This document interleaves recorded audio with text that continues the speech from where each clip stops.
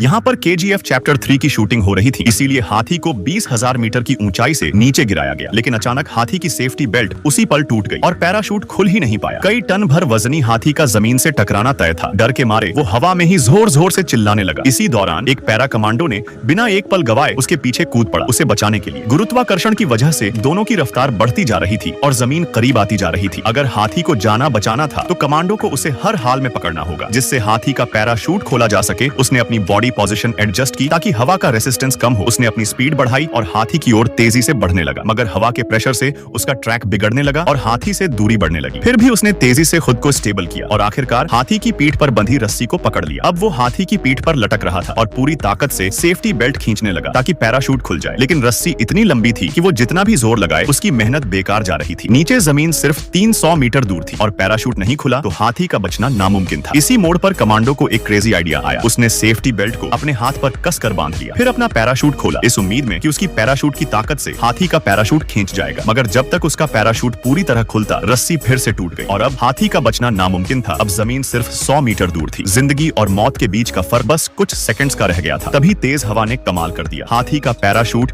एक झटके में खुल गया और आखिरकार वो सुरक्षित जमीन पर उतर गया। बहादुर कमांडो के लिए एक लाइक और सब्सक्राइब।